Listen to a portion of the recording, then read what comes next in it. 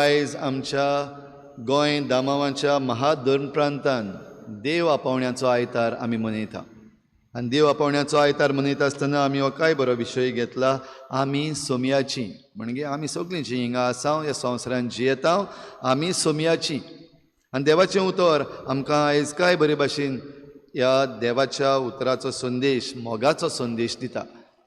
आनी ह्या मोगाचेर जें कितें आड वेता तो राग आनी क्रोध. आयच्या पयल्या वाचपान जशें सिराकाच्या पुस्तकान आमी आयकलां, हो राग आनी क्रोध पयस दवरपाक जाय, मोगाच्यो वाटो चलूंक जाय. आनी ह्यो मोगाच्यो वाटो चलूंक आमकां आयज जेजूनय शुभ वर्तमानान काय बरीशी देख दिल्ली आसा. जरी तर तूं हो राग पयस करून मोगाच्यो वाटो चलत जाल्यार ह्याच मोगान तुकाय बरेपण फावो जाता. आनी तूं जरी तर हेंच बरेपण दुसऱ्यांक दिना जाल्यार तुकाय देवाचें बरेपण फावो जावचें ना. आनी हें जावचें पासत जेजूची आज्ञा आमी आयच्या उद्गारान उगडास केल्या. सोमी म्हणटा, एक नवी आज्ञा तुमकां दिता, हांवें तुमचो मोग केला तसोच तुमी एकामेकाचो मोग करूंक जाय. भाव भयणीनो, हो मोग जिवंक आमकां सगल्यांक आपोवणें आसा. हें देवाचें आपोवणें.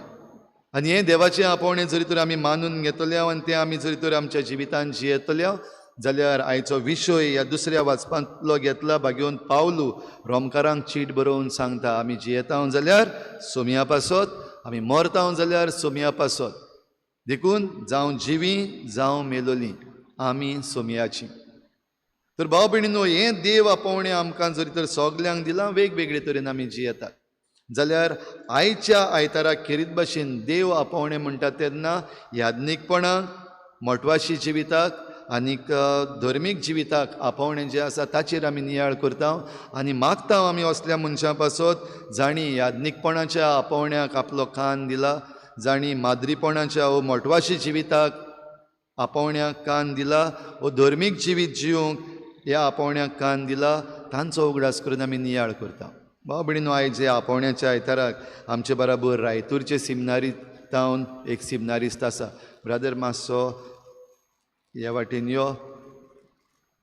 आमच्यांनी आमचें जिवीत समजूंक जाता आनी वर्साच्या वर्साक आमकां बरो एक ब्रादर येता, सांगता आपलें आपोवणें, आनी आमी चडशीं जाणां बरीं खुशाल जाता तेणी आपली एक स्टोरी सांगली म्हूण. ही आयची आनीक एक स्टोरी सांगपाक ताका हाडूंक ना वो तो येवंक ना. पूण ह्या देव आपोवण्याच्या आयताराक आमचें आपोवणें, देव आपोवणें आमी कशे भाशेन जिवंक जाता आमच्या घोराब्यान, आमच्या खासगी जिवितांत, तोरणाटी जिवितांत, हें ताच्याय जिवितांतल्यान आमी शिकपाक इल्लोसो प्रयत्न करुया. ब्रदर, पयली सुवातेर तुजी वळख मातशें करून दी तूंच. म्हजें नांव लूड सिमोईस आनी हांव गांवांत आंबावलेचो. आनी आमी सगलीं घराब्यांत 8 जाणां, माय पाय, म्हाका व्हडली भयण, हांव दुसरो,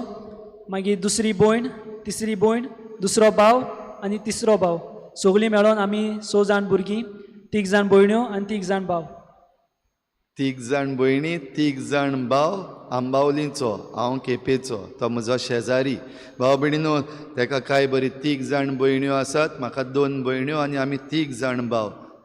आनी आमकां आमच्या मायन पायन पाद्री जावपाक धाडल्या. एक्स्ट्रा जाल्यात म्हण न्हू, तो एक्स्ट्रा जावंक ना, हांव एक्स्ट्रा जावंक ना. जायते जाण पाद्री माद्री आसात, सिंगल, एकलोच धूव, एकलोच पूत, एकलीच धूव, तसलीं सिमनारीन आनी कोमेतांनी जायतीं आसात. जाल्यार ब्रदर, तूं ह्या घोराब्यांतलो जो आयला, तुका पाद्री जावपाचें आपोवणें खंय जावन आयलें? जेन्ना हांव ल्हान आसलो तेन्ना म्हाका मिसाक वचूंक बेजार येताली. सकाळीं उठोन वेळ काडचो पडटा, मागीर मिसाक वचचो पडटा आनी न्हीद पिड्यार जाता. आमी ल्हान आसतना सगल्या भुरग्यांक आमकां आवय बापायन मिसाक व्हेल्यांत. जेन्ना हें आपोवणें म्हाका कशें आयलें तें तुमकां सांगता म्हळ्यार, आमी सगलीं एक फामील कशी, सदांच आमच्या फामिलीन तेर्साचें मागणें आसलें, सदांच मिसाक वेतालीं. म्हाका वचोंक बेजार येतालें, म्हाका आनी म्हज्या ल्हानच्या भावाक. सो डॅडी आमकां उठोवन व्हरतालो आनी वचना जाल्यार मार तरी पडटालो आमकां. सदांच आमी मिसाक वेतालीं. अशेंच तरेन एक पावटी रेजन्सी करूंक आमचे राष्ट्रवादी सेमिनारीचे ब्रादर आमच्या पिरगोजींत आयले. तेन्ना ते आमकां टॉक दिताले ऑल्टसवराचे, आनी ते आमच्या घरांत आयले, तुमची कोण भुरगीं आसा जाल्यार तांकां ऑल्टसवर मिटिंगेक धाडात. आनी म्हज्या डॅडीन सांगलें, बाबा तूं ऑल्टसवर मिटिंगेक वच. आनी ऑल्टसवर मिटींग सॅटर्डे आसताली. आनी सॅटर्डे आमी सगळे आमी भुरगे धाकटे आमच्या गांवांत आमी मॅच घालताले दुसऱ्या वाड्या बरोबर आनी आमच्या ती मॅच शेतान जाताली आनी म्हाका ती मॅच चुकता म्हणून हांव डॅडीक सांगतालो हांव वचना म्हणून ऑल्टर सर्वीस मिटिंगेक बेजार येता म्हणून म्हाका आनी जेन्ना एक पाट मिटिंगेक वचपाचे सुवातेर हांव कळना आसतना खेळोंक वयतालो आनी डॅडी कळ्ळें म्हणटरी डॅडी म्हाका रोखडाच मार घालतालो आमी धाकले भुरगे न्हय आमकां रोखडाच मार पडटालो तापयतालो आनी अशें करून डॅडी सदांच चोयतालो की हांव ऑल्टर सर्वीस मिटिंगेक वचों आनी ऑल्टर सर्वीस मिटिंगेक वयतालो तेन्ना ब्रादर आमकां बरे तरेन येवकार दिताले आमकां जाणवा येताले ऑल्टर सर्वीस कशें करपाचें तें आनी म्हजे मायंड पायन म्हाका सदांच मिसाक व्हेलो केन्नाच म्हाका घरा कडेन दवरूंक ना आमकां सगळ्या भुरग्यांक ताणें एकूच बारबो मिसाक व्हेली सगळीं सांगातान वांटो घेतालीं आनी हांव सदांच मिसा येता म्हणून ब्रादरान सांगलें म्हाका तूं सदांच ऑल्टर सर्वींग कर दिसाच्या दिसा सदांच ऑल्टर सर्वींग कर आनी अशे दीस वेता तेन्ना हांव सदांच ऑल्टर सर्वींग करपाक लागलो आनी म्हाका सदांच म्हायती मेळूंक लागली एक हें अशी की म्हाका जेजूचो मोग जालो हांव सदांच मिसाक वेतालो म्हाका तें आपगोडलें मोग जालो म्हज्या काळजांत कितें जालें तें कांयच खबर ना म्हूण म्हाका सदांच मिसाक वचपाक लायक जालें आनी ऑल्टर सर्वीस मिटिंगेक म्हाका वावर करूंक लायक जालो आनी एक दीस हांवें अशेंच चिंतलें आनी ब्रादराक सांगलें ब्रादर म्हाकाय जेजूची सेवा करूंक जाय म्हाकाय देवाचें उतर परगोटूंक जाय आनी हांवें ब्रादराक सांगलें म्हाका पाद्री जावंक खुशी आसा म्हणून आनी जेन्ना ब्रादराक कळ्ळें म्हणटरी ब्रादर म्हज्या फॅमिली बरोबर घरा आयलो आनी म्हज्या आवय बापायक सांगलें तुज्या पुताक पाद्री जावंक खुशी आसा आनी हें म्हजें मामी आयकतूच मामी मातशें भियेली कित्याक हांव घरांत व्हडलो पूत आनी व्हडल्या चेड्याचेर सगळीं आदारलोलें आहा जेन्ना म्हज्या मामीन डॅडीन मागीर म्हाका म्हणलें तुजें डिसिजन तूंच घे आनी सगळीं मेळोन आमी म्हज्या पिरगोजीन पादवीघराक आमी मेळूंक गेलीं आनी पादवीघराक सांगलें फादर म्हाका सिमनारीक वचूंक उमेद आहा म्हाका पाद्री जावंक खुशी आसा आनी म्हजें फिगोजेन पादवीघरान सिमनारीन म्हजें एडमिशन केलें आनी हांव सालिगांव सिमनारीन after my 7th standard I joined Saligao seminary काय बरोसो टर्न ब्रदर तुज्या जिवितान मिसाक वचपाक नाका आसलें झेम पिड्ड्यार जाता देखून ऑल्टर सर्वीस मिटिंगेक येवपाक नाका आसलें फुटबॉल शेतांतली चुकता देखून पूण मायन पायन तरी बाराबर ओडून व्हरोन मिसाचो मोग जालो दिल में कुछ होता है म्हणला तुवें मोदें दिल में कुछ हो गया आनी तो आतां मिसाचो जेजूचो तूं मोग करपाक लागलो काय बरें ब्रदर तूं आतां हें चेंज जी जाल्या ती सिमनारीन गेल्या उपरांत थिंगा केशे भाशेन जालें सिमनारीन भितर जेन्ना हांव 8थांत सिमनारीन सालिगांव सिमनारीन भितर सरलो तेन्ना म्हाका कांयच खबर आसलो ना हांव एकसुरो असो मामी डॅडी नात फ्रेंड्स नात बाबोळी ना एकलें जिवी सारपा पडटालें केन्ना एक पाट राती कडेन हांव रडटालो आनी दुसऱ्या भुरग्यां म्हणटाले आसल्या रडो नाकाय अशें जाता मागीर मुखार आपशेंच सेटल जातलें आनी मागीर स्लोली तांच्या आदारान फादरांच्या प्रिफेक्टांच्या आदारान सिमनारींत म्हजें जिवीत बरें चल्लें आनी जेन्ना हांव सिमनारींत भितर सरलो म्हणटरी घरा कडेन हांव खूब मोस्ती आसलो सिमनारींत भितर सरलो म्हणटरी म्हजें जिवीत हांवें जाग्यार हाडलें आनी शिकलो म्हणटो म्हळ्यार हांव म्युजीक शिकलो म्हाका म्युजिकाचो खूब मोग जालो म्हाका दुसरी इंस्ट्रुमेंट्स आय लायक्ड म्हाका इंस्ट्रुमेंट्स वाजोवपाक उमेद येयली आनी हांव कोण एक गिटार शिकलो कोण किबोर्ड शिकलो आनी आतां थोडी इंस्ट्रुमेंट हांव शिकता म्हाका उमेद आहा दुसरी इंस्ट्रुमेंट शिकोवंक आनी असो मोग जालो म्हणटरी आनी म्हाका जेन्ना आमच्या सिमनारीन मॅगझिन्स वो आर्टिकल काडटाले तेन्ना आमकां ते बरोवपाक सांगताले आनी आमकां कांयच कळनासलें सो आमच्या वडिलांच्या आदारान हांव पोयम बरोवपाक शिकलो मागीर कातारां बरोवपाक शिकलो बारकी ल्हानशे स्टोरी वो आर्टिकल्स बरोवपाक हांव शिकलो आनी चड म्हणल्यार म्हज्या मागण्याच्या वाटेन हांवें जिवीत बदल्लें हांव म्हजें पर्सनल प्रेयर करता आसतना देवाक चड वेळ दितालो आफ्टर माय डिनर जेवण जालें म्हणचे रातचें देवा फुडल्यान हांव 1 वर सारतालो पयलीं म्हाका बेजार येवपाक लागली म्हणून संवय जाली म्हणटरी म्हजें मागण्याचें जिवीतूय हांवें जाग्यार हाडलें आनी देवाचे उतराचो म्हाका मोग जालो देव जेजू कोण बायबलांतल्यान हांव जेजू कळोवपाक शिकलो ब्रदर जायते फावटी लोक विचारता कितें कोत्ता तुमी सिमनारीन इतलीं वर्सां कित्याक जाय पाद्री जावपाक भाव भयणीनो हें जाता सगलें आकारणी जाता आनी ताची आकारणी काय बरी जाली तो सांगता आसतना म्हाका म्हजोय उगडास येता हे भाशेन हे इन्स्ट्रुमेंट वाजोवपाक शिकपाक मागीर प्लेज बरोवपाक आनी हेर बरोवपाचीं कामां करपाक सिमनारींतली आकारणी तरणाट्यांक आनी भुरग्यांक करीत भाशेन आयकात ब्रादराचें हें सगली आकारणी सिमनारीन ह्या सगल्या वर्सांनी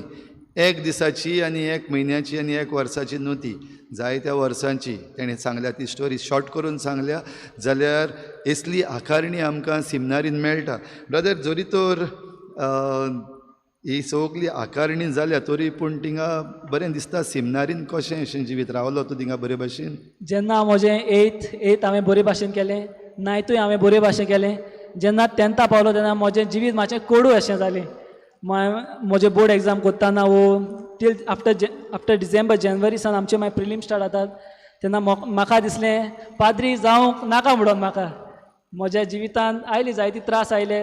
म्हाका दिसलें पाद्री आनी जावपा नाका म्हणून पाद्री आनी चड वर्सां लागतात आनी म्हाका तितली उमेद आसूं ना म्हजें मागण्याचें जिवीत मातशें देंवलें हांवें फादराक सांगलें म्हाका पाद्री जावंक नाका म्हणून फादरान म्हणलें तुजें डिसिजन आनी हांवें जेन्ना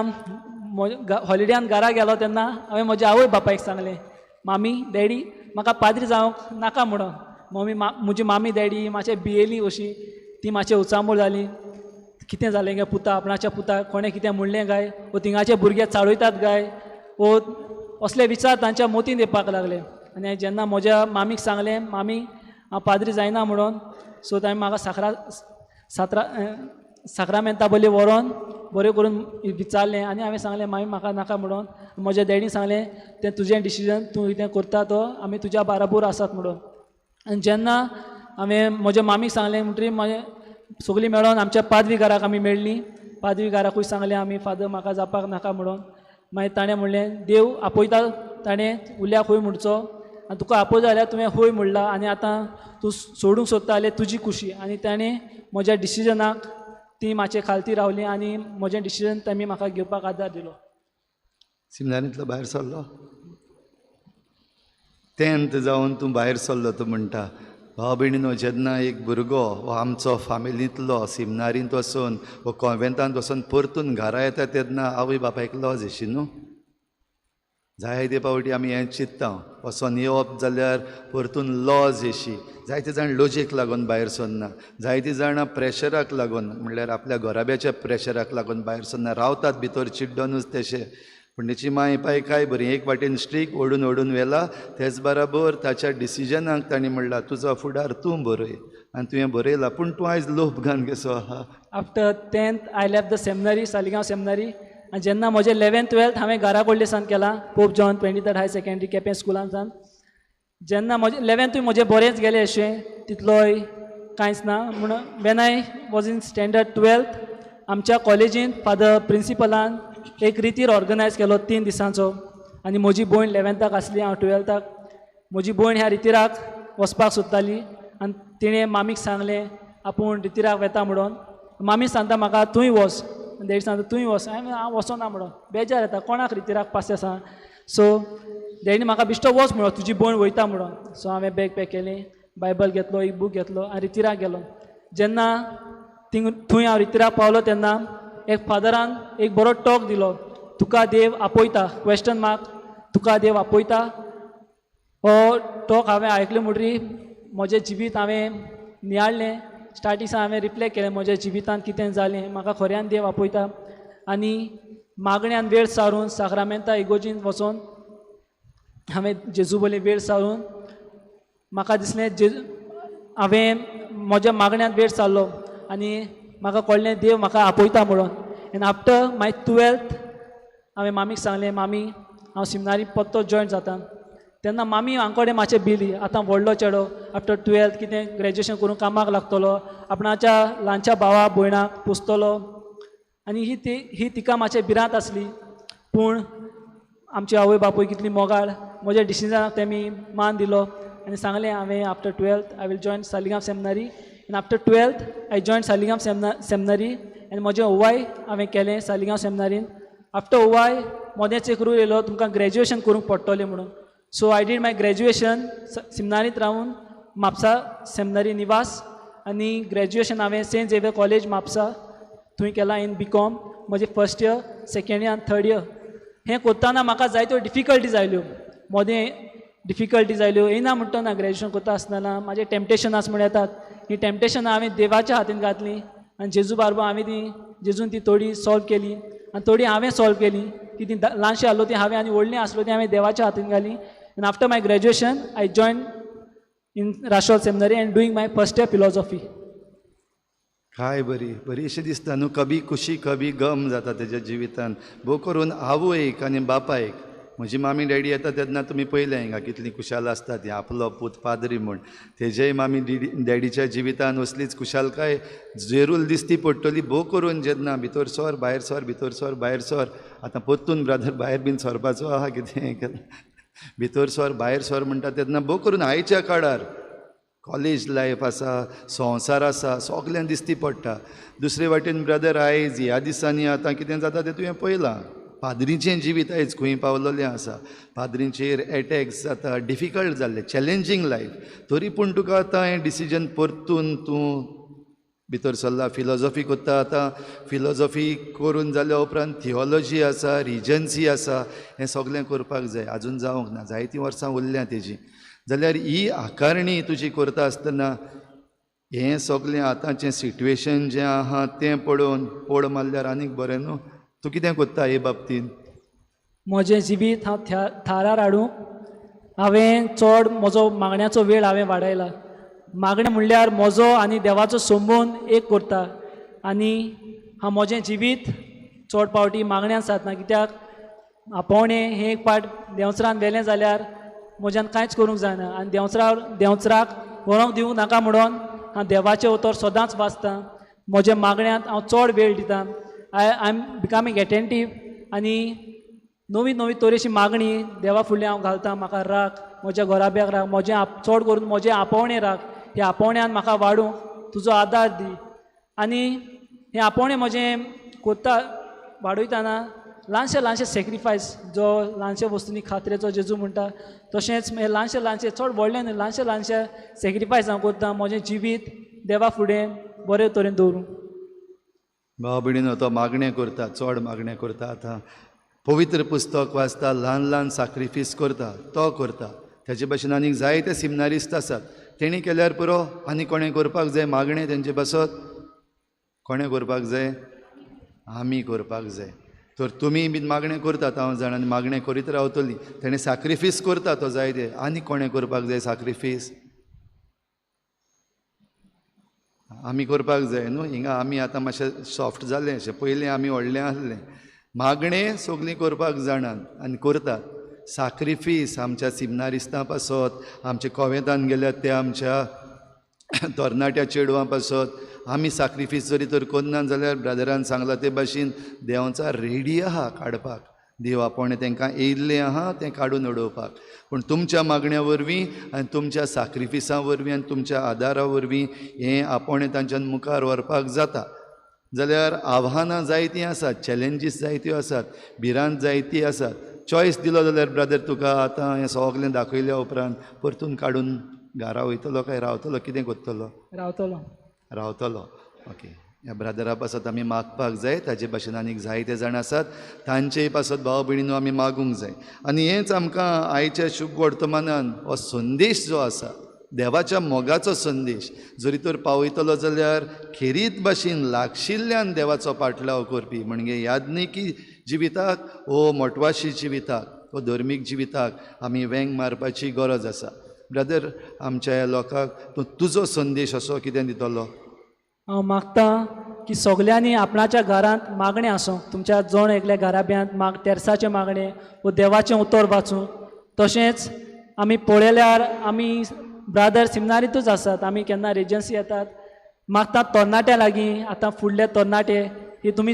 इगोज आसा ती तुमच्या हातींत आसा तुमी बरे भाशेन सांबाळपाक जाय इगोज तरणाट्यांनी आनी मागतां देवाच्या उतराक तुमी मोग दिवचो सदांच मिसाक घेवचें आनी एकामेकाचो मोग करचो. काय बरो संदेश हो ब्रादराचो भाव भयणीनो हो संदेश घेवया आयज देव आपोवण्याचो आयतार भोव करून तरणाट्यांनी भुरग्यांनी आपले दोळे कान आनी सगळें आसा तितलें उगडचें देवाचें उतर भितर घेवपाक आनी आपोवण्याक कान दिवपाक हें आपोवणें आव्हानाचें, व्हेरी चॅलेंजींग. हांव सांगतां म्हज्या पाद्रीपणाच्या जिवितान इट इज व्हेरी चॅलेंजींग, पूण at the same time it is very very सॅटिस्फायींग. देव केन्नाच सोडिना. ब्रदरान आपणाच्या शेतांतलो फुटबॉल सोडलो, आयज ब्रदर सिमनारीचे टिमीन आसा मरे, आयज तो सिमनारीचे टिमीन खेळटा. आयच्या दिसाक आमचे सिमनारिस्त काणकोण वयतले शिकपाक, खेळपाक, काणकोणच्या फिरगोजकारांच्या तरणाट्यां लागीं, तेंचे लागीं गेम कोत्तले. तुमकां उगडास आसतलो, हांवें म्हज्या जिविताची खबर सांगल्या तेन्ना ह्याच दिसाक, आयच्या दिसाक, आपोवण्याच्या आयताराक आमची पाद्रीची मॅच जाताली सांजे दे आरियल ह्या फिरगोजकारां बरोबर. थंयसर नवें जिवीत म्हाका मेळ्ळलें. फुटबॉल ग्रावंडार पडलोलो आनी मागीर उठलोलो, साल्वार जाल्लोलो. जाल्यार जें कितें सोडलोलें तें देव परतून दिता. शेतांतली गेम सोडली, आतां तो सिमनारीचे टिमीन आहा. वाज येता म्हूण सोडलेलो, आयज देवाच्या मोगाच्या मिसाचो मोग ताच्या जिवितान आसा. ऑल्टर सवर जावपाक, आल्ताराशी लागीं येवपाक ताका मातशें आडकोड आसली, पूण तो आतां आल्ताराक आनिकूय तेंकोन आयला. जाल्यार हे भाशेन भाव भयणीनो घडटा आमच्या जिवितान. जाल्यार सगल्यांनी हेंच जिवीत आपणावंक, एकामेकाक आदार करूंक आनी ब्रदराच्या आवय बापाय भाशेन आमची आवय बापूय आसात तांणी. थोडे पावटी भुरग्यांक फोर्सान व्हरपाक पडटा, थोडे पावटी तापोवपाक पडटा, थोडे पावटी एक बडी मारपाक पडटा. पूण आयच्या आवय बापायनी घोडे सगलें सोडलां. सांगल्यार आयकना फादर, हांवें सांगलो फादर, जालें काबार, इतल्यानूच. देव आपोवणी मुखार वचना.